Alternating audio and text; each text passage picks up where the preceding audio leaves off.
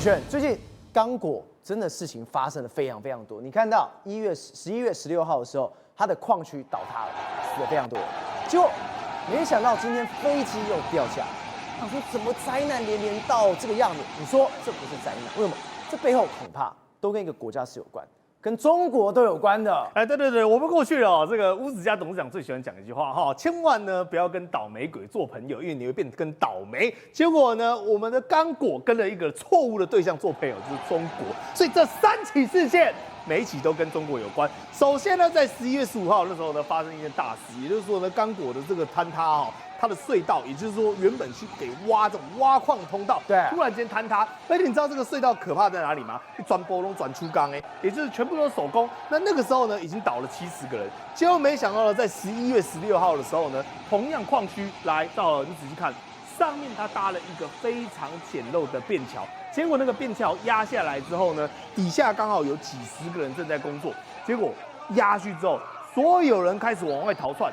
结果呢，产生了所谓的连锁效应，也就是当便桥倒了之后，来再看一次，下方的基石也跟着坍塌，基石坍塌之后再压到下面，压到下面之后呢，地基又被压到，压到之后呢，整个产生了连锁效应的崩塌，所以一大堆刚果当地的这些可怜的矿工就这样被淹没、被土石埋住，甚至是呢有人直接现场就这样被压死。所以你知道吗？当他们其实还有更靠近的这个视角，更靠近的视角，你会发现呢。很多刚果这些矿工本来身上就已经全部都转播东西耍球啊，就代表说他们的工作环境，他们的工作非常刻苦。结果没想到他们是这样眼睁睁看着前方突然间有一个东西崩下来，他想说，这是发生什么事情了？怎么崩了？还没跑就已经崩了。你看泰山崩于眼前而面不改色，就讲这个画面，他们真的没动那是直到后面干嘛？1个、2个、3个，后来发现不对呢。那鬼表全部都搬过来，所以他们全部人才开始往外跑。所以你知道吗？那个手机录到后面录影的那个人有没有跑掉都不知道啊，因为他是整个这样连锁一样一直崩一直崩。说他们已经傻了一下，短的几秒钟之内，全部都垮了。对，你有没有看到听到那个尖叫声？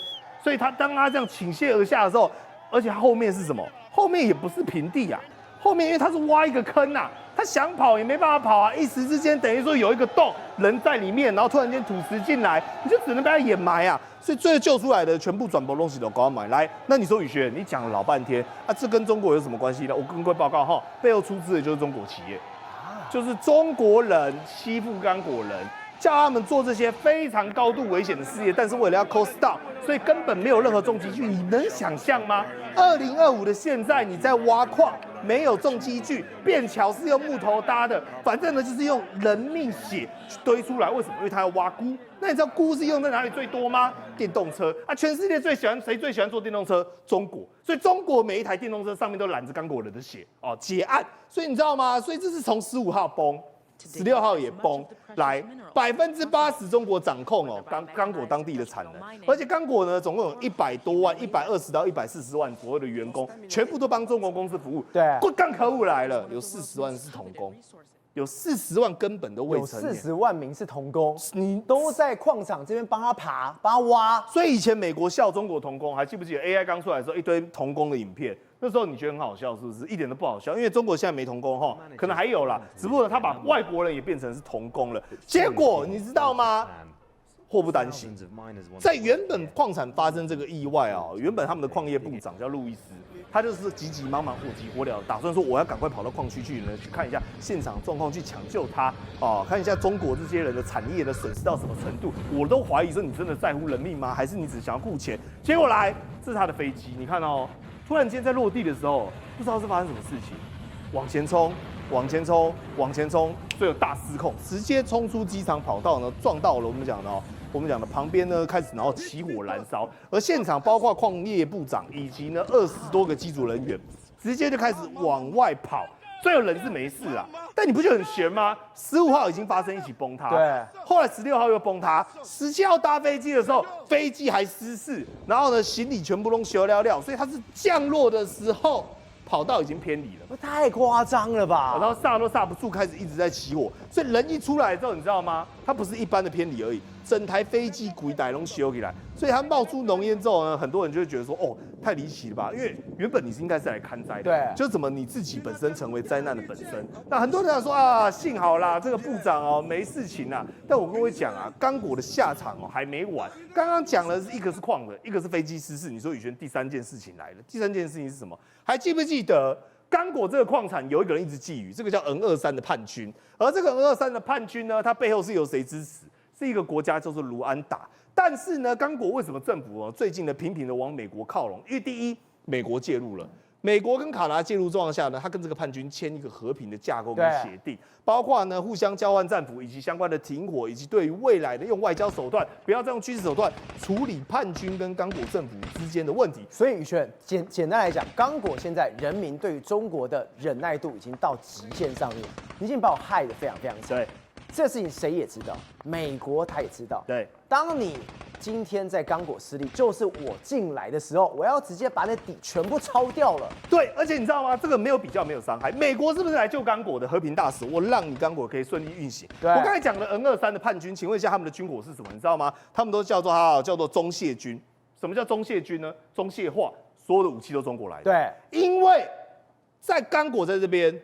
卢安达在这边 ，N23所有军火都跟卢安达合作，而卢安达它在整个非洲区域，它又有一个名称叫做 AKA 小小解放军。换之，所有卢安达的军械、所有卢安达的军事、所有卢安达的训练都是来自于中国。所以你能想象啊，中国一方面在刚果这边投资它的政府去挖矿，另外一方面呢又间接扶植了 N23这个反抗军。结果 N23的反抗军呢，在拿着解放军的训练，拿着解放军的武器去打解放军的矿场，去抢解放军的矿场，所以对于刚果来讲，这个叫孰可忍孰不可忍。你已经因为矿场害死我无数的人民，结果呢，又因为 N23遭受到你的扶植的状况下呢，导致我国内民不聊生。最后果不其然呢，飞机还因此而失事落地。所以在这个状况下，美国等于是趁你病要你病。我知道你现在对中国的不满情绪绝对到最高，而我这时候介入，显然只有一个目的，也就是中国不会善待你，他只要你赚钱，而我美国会善待你，所以把你的矿产交给美国老大哥吧。瑞哥，这样看起来中国糗大了。在刚果投入了多少资源是在这边？结果发生事情之后，美国直接进来了，刚果小老弟没了。结果你说没有哦，还不单单只有这个，现在连孟加拉也是。我们都知道孟加拉跟中国关系非常好，现在什么不一样？你看到孟加拉前总统哈希娜因为反人类罪被判了死刑。现在整个孟加拉氛围它也不太一样了。虽然哈希娜已经在去年潜逃到印度去了，但问题是，那么这是迟来的正义啊，所以他们没有办法直接把这个等于哈希娜那么进行这个还手死刑，但是他们就弄了个稻草人来，对，就在法庭的外面呢，用个稻草人来，就在法庭外面直接把它这个象征性的把它进行这个所谓的绞刑就是我们现在看到的一个稻草人帮稻草人做这个所谓的死刑做这个绞刑这是象征性的发泄孟加拉老百姓心中的愤怒跟不满。那么到底发生什么事原来这个已经执政15年的这个孟加拉的新总理哈希娜，那么她跟老公的关系非常的好。那么他在去年那么去跟这个习近平要钱，希望习近平能够给他大概70亿美元，其中有50亿美元希望就送给我融资啦，另外20亿美元当做贷款之类的啦。结果没想到谈了半天，习近平只答应给他1.4亿美元，大概就有这个新台币10亿左右啦。跟他预期的这个金额差太多了，他预期是50亿美元，你给我1.4亿嘛？那时候他就很不高兴，所以呢就说他女儿生病，然后他就缩短在中国的访问呢，就回去了。但问题是因为他跟习近平走太近的结果，所以他在统治孟加拉的时候都用习近平的那一套。那么这个时候呢，你没有想到吗？前阵子不是另外一个这个喜马拉雅山的国家尼泊尔嘛？对，尼泊尔不是总统，也是因为那么去参加93阅兵以后，想说习近平这一套很有用，所以回来又要镇压，要直接把这个脸书社群网站终止，让他们不能用。啊，结果呢，最后 Z 4代孟加那个尼泊尔呢，年轻人起来造反嘛，我就冲了，我就砸了，砸了，烧了，你知道吗？把那个官邸、宫殿啊全部烧了，然后最后呢，那么财政部长还被拿那个裸体啊，那么裸着上半身逃到这个溪流里面嘛，然后最后被推翻掉。那孟加拉也是一样，那么但是在这个过程当中，在去年7、8月的时候，事实上年轻人发起的这个相关反贪腐跟反这个等于说独裁啊。其实一开始的时候呢，那么这个哈希娜他是用强制的方式，就是政报部队啊、催泪瓦斯，然后下去镇压，总共后来还下令开枪，总共造成了800多名的这些年轻人学生被打死，对，那14000多的人受伤啊。但是到后来，那个军警后来同情这些年轻人，所以后来他倒戈站在年轻人这个地方，所以后来他哈希娜才被迫逃亡印度啊。对，不过有趣的是。那么哈希娜逃亡，但是你知道中国的网友他们在网络上面的反应，才让人家觉得我觉得习近平看了以后可能会有点害怕。瑞尔哥，除了中国网友的反应之外，你看到当这个法庭上面，他们一听到哈希娜死刑，你看到这画面。他们是全场欢呼哎，对，没错。大约他很气，虽然你逃到印度去，但我今天正义回来了。只要孟加拉，那么新政府呢，跟他的相关的执法单位有能力，总有一天我还是要把你把你抓回来就对了嘛，要把你执行死刑了。那你就老百姓对他有多恨？那么为什么呢？因为这中国的网友说哈希娜思想怎么办？你们这句话是什么意思？你不要忘记有个习近平思想啊，然后还有人说祝福孟加拉人民终于解放了，孟加拉的太阳被射落了，然后孟加拉的军警在关键的时刻站在人民这边，保持了中立，还有一个写官方报道了没？所以官方报道了没？没有错。那还有说大家心里都若有所思啊。事实上就跟你讲，民心思变。虽然你用高压统治，虽然你用军警的那种暴力统治，但是如果你把老百姓呢压到一定的阶段的时候，你要知道皮球是你越压，当它反弹的时候，它的后坐力就越大。宏观取材，厘清真相，犀利精准，深入剖析，时刻掌握关键，新闻时事不漏接。老时段，新气象，我是钟浩和，关键时刻2.0全新出击。